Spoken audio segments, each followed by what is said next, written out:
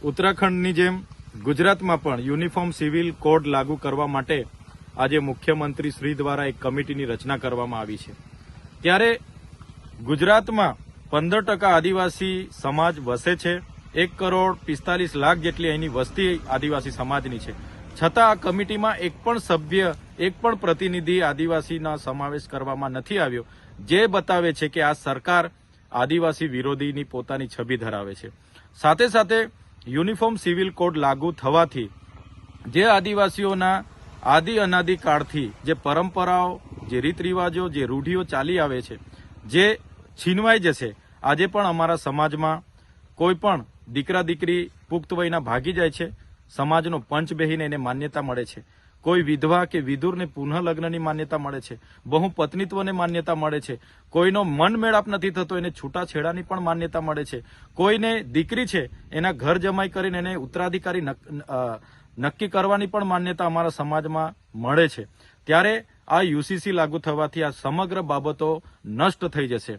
આજે અમને જે મૌલિક અધિકારો મળ્યા છે, સંવિધાનિક અધિકારો મળ્યા છે, જેમ કે આર્ટિકલ 344 હોય, પેસા એક્ટ 1996 હોય, 73 એની વાત હોય, 5મી અનુસૂચિની વાત હોય, કે જે પણ અમને અધિકારો મળ્યા છે યુસીસી લાગુ થવાથી એ પણ અમારા નષ્ટ થઈ જશે।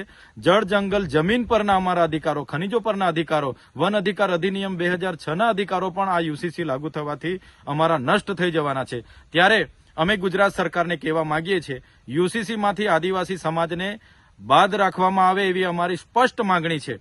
અને જો યુસીસીમાં આદિવાસી સમાજને સમાવવામાં આવશે તો આવનારા દિવસોમાં સરકાર સામે અમે ખૂબ મોટું આંદોલન લઈને ઉતરીશું અને અમારા અધિકારો, અમારો અસ્તિત્વ, અમારી સંસ્કૃતિને બચાવવા અમારે સડકથી લઈને સદન સુધી સરકાર સામે અમે લડીશું। અમે સરકારને સ્પષ્ટ કહેવા માંગીએ છીએ, અમે આદિ અનાદિ કાળથી વસનારા અમે મૂળ માલિકો છે। સમાનતાની મોટી મોટી વાતો કરનારી આ તમારી સરકારોએ આજ દિન સુધી આદિવાસીઓને ન્યાય નથી આપ્યો। આજે અમારી 15% વસ્તી છે, અમારે ન્યાય પ્રણાલિકામાં 15 જજીસ નથી, યુનિવર્સિટીઓમાં 15 કુલપતિ નથી, કોર્પોરેટ જગતમાં 15 ઉદ્યોગપતિઓ નથી, સેક્રેટરી સચિવાલયમાં 15 અમારા સચિવો નથી। અને દરેક ક્ષેત્ર તમે જોઈ લો, કોઈ પણ ક્ષેત્રમાં આદિવાસીઓને આજે પણ સમાનતા આપવામાં નથી આવી। આજે પણ અમારી સાથે રોટી બેટીના વ્યવહારો સુધી આ વિસ્તારોમાં નથી થતા। ત્યારે કયા સમાનતાની વાતો કરવામાં આવે છે? એટલે અમે યુનિફોર્મ સિવિલ કોડનો સખત વિરોધ કરીએ છીએ। આવનારા દિવસોમાં ગુજરાતનો તમામ આદિવાસી સમુદાય રોડ પર પણ ઉતરશે અને વિધાનસભાનો પણ ઘેરાવો કરશે। જો સરકાર યુસીસીમાં આદિવાસીઓનો સમાવેશ કરશે તો આવનારા દિવસોમાં સમગ્ર ગુજરાતનો આદિવાસી સમાજ રોડ પર હશે, એ અમે જણાવી દઈએ છીએ।